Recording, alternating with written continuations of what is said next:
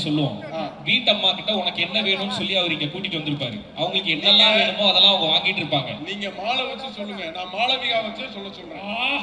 இப்ப மாலை வச்சு சொல்லிடுறேன், அதுக்கப்புறம் மாலைக்கா வச்சு சொல்ல சொல்லுங்க.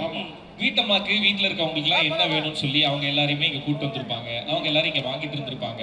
சோ அவங்க வாங்குறதுக்கு இவர் சம்பாதிச்சு கொடுத்துருப்பாரு. அந்த காசுல அவங்க பர்ச்சேஸ் பண்ணிட்டு இருப்பாங்க. இவரு என்ன வேணும்ன்ற அந்த ஆசை எல்லாத்தையும் இங்க நிறைவேற்றிட்டு இருப்பாரு. நிறைவேற்றிட்டு ஓரமா நிக்கிற அந்த ஆணை பார்த்து உனக்கு என்ன வேணும் அப்படின்னு நீங்க வந்திருக்கவங்க கேட்பாங்களா? கண்டிப்பா கேட்பாங்க. நான் கேட்பேங்க. நான் சொல்லி முடிச்சிடறேன், அப்புறம் பேசுறியா? பட்டிமன்றம்னா ஒருத்தர் பேசுறதுக்கு அப்புறம் தான் பேசணும். என்ன குறுக்கு வந்து பேசிட்டு யுவர் ஆனர், என் கட்சிக்காரர் குறுக்கு விசாரணை செய்யக்கூடாது.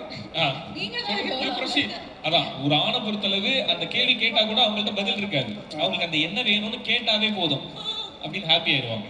அந்த மாதிரி கேட்கறது இல்லை ஆணை பார்த்து. அருமையா சொல்லியிருக்காரு. இது நம்ம ஏத்துக்கிற மாதிரிதான் இருக்கு.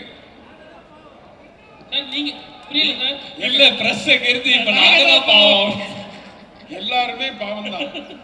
சொல்லுங்கம்மா, அவர் சொன்னது ஒரு நியாயம் தான். அது அவரோட சைடுல இருக்கக்கூடிய தரப்பு. பட் நான் இருந்தா கேட்பேன், என்னங்க வேணும் உங்களுக்கு அப்படின்னு கூட நான் வந்து கேட்பேன். புலம்பாதீங்க, இருக்கிற விஷயத்த சொல்லுங்க. அறியோ அவர் சொல்லிட்டாரு, அதுதான் இருக்கு விஷயம்.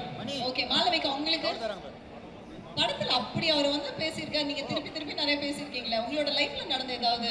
இல்ல படத்துல உள்ளது வெளியே வந்துருமோன்னு சொல்ல வேணாம், யதார்த்தமா சொல்லுங்க. பெண் எதனால பாவம்? எல்லாத்துலயும் பெண் தான் பாவம். இவங்க ஏதோ இவங்க கல்யாணம் ஆனனால ஃப்ரஸ்ட்ரேஷன்ல சொல்லிட்டு இருக்கேன்னு நினைக்கிறேன். எனக்கு தான் ஆகலையே, அதனால எனக்கு தெரியல. அதனால கல்யாணம் ஆகாதனால தெரியல. இல்ல எங்கடே போயிட்டு இருக்கு? எதை நோக்கினா ஆண் பாவம்னு சொல்றீங்கல்ல, ஆண் பாவம் பொல்லாதது அப்படின்றீங்க. ஆமா, அப்ப பெண்கள் பாவம் இல்லையா நாங்க கேட்கிறோம். இல்ல இருக்கலாம்னு இப்பதான் நாங்க முதல் முறையா பேச வந்திருக்கோம். ஒரு விஷயத்தையே ஒரு படம் எடுத்து முதல் முறையா ஆண்களோட பிரச்சனையை பேச. நீங்க முதல் முறையா எடுத்தா பெண் பாவம் பொல்லாதது எடுக்கணும். இப்ப பாருங்க, சென்சார் ஆயிடுச்சு, நீ டைட்டில் மாத்த முடியாது. படம் அப்படிதான் வந்திருக்கு. 31ஆம் தேதி ரிலீஸ்க்கு போக போகுது. இதெல்லாம் மனசுல வச்சுட்டு ஒரு தீர்ப்பு சொல்லி இல்ல இது